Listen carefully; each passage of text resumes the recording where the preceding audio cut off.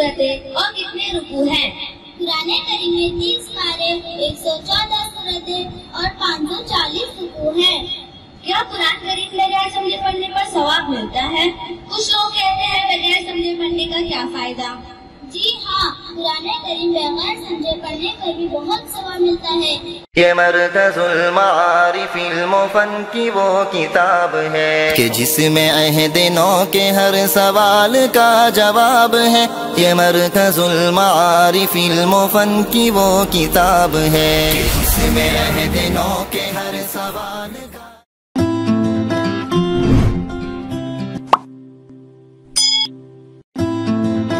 अस्सलामु अलैकुम व रहमतुल्लाहि व बरकातुहू। वालेकुम अस्सलाम व रहमतुल्लाहि व बरकातुहू। हफीफा, बहुत जल्दी कहाँ जा रही हो और तुम्हारे हाथ में ये कौन सी किताब है? वालेकुम अस्सलाम व रहमतुल्लाहि व बरकातुहू। मैं मदरसा जा रही हूँ, जल्दी जा रही हूँ ताकि देर ना हो जाए। और मेरे हाथ में कुरान करीम है जो अल्लाह ताला की किताब है, दुनिया की सबसे अजमत वाली और मुहतरम किताब है, जो सबसे आखिरी नबी हज़रत मोहम्मद सल्लल्लाहु अलैहि वसल्लम पर नाज़िल हुई। अच्छा, इसी को कुरान मजीद कहते हैं। कुरान के ताल्लुक से कुछ सवालात हैं, क्या मैं आपसे पूछ सकती हूँ? आप सवाल करें, मैं जवाब देने की कोशिश करूँगी। कुरान करीम में कितने पारे, कितने सूरतें और कितने रुकू हैं?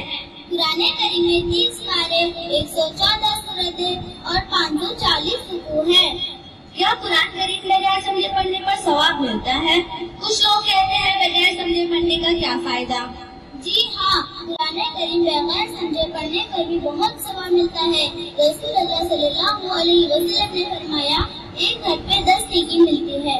अगर कोई अलिफ लाम मीम पढ़ता है तो उसे 30 नेकी मिलेगी। कुरान करीम कितनी मर्तबा नाज़िल हुआ?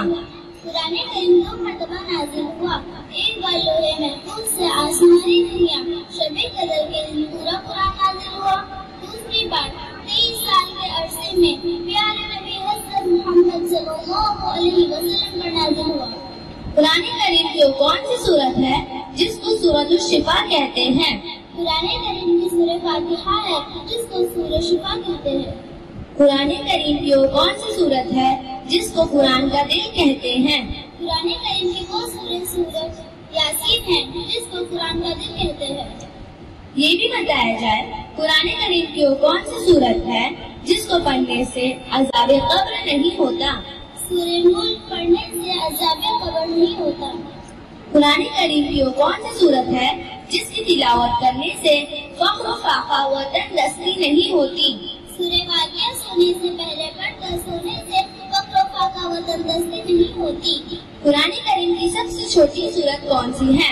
कुरान करीम की सबसे छोटी सूरत सूरतुल कौसर है। कुरान करीम की सबसे बड़ी सूरत कौन सी है? कुरान करीम की सबसे बड़ी सूरत सूरतुल बकरा है। कुरान करीम की सबसे अजीम आयत कौन सी है? कुरान करीम की सबसे अजीम आयत आयतुल कुर्सी है। बहन, आपने कुरान के ताल्लुक से बहुत मुफीद बात बताई, लेकिन क्या करें, मोबाइल का जमाना, सोशल मीडिया से फुर्सत नहीं, जिसकी वजह से कुरान पढ़ने का मौका ही नहीं मिलता। बहुत अफसोस की बात है, आप ऐसी बेपर्दा लघु बात कर रही है। इन बातों से बचे और वक्त निकाल कर अल्लाह की किताब की तिलावत अपने महमूल में दबाएं, फिर उसकी बरकतें और रहमतें देखें। आपने तो मेरी आंखें खोल दी। मैं तो बहुत गफलत में पड़ी थी। बचपन में कुरान पढ़ी, तब से आज तक कुरान खोल कर नहीं देखी। तौबा करे, अल्लाह से माफी मांगे। आप बहुत बड़ी नेमत से महरूम हैं।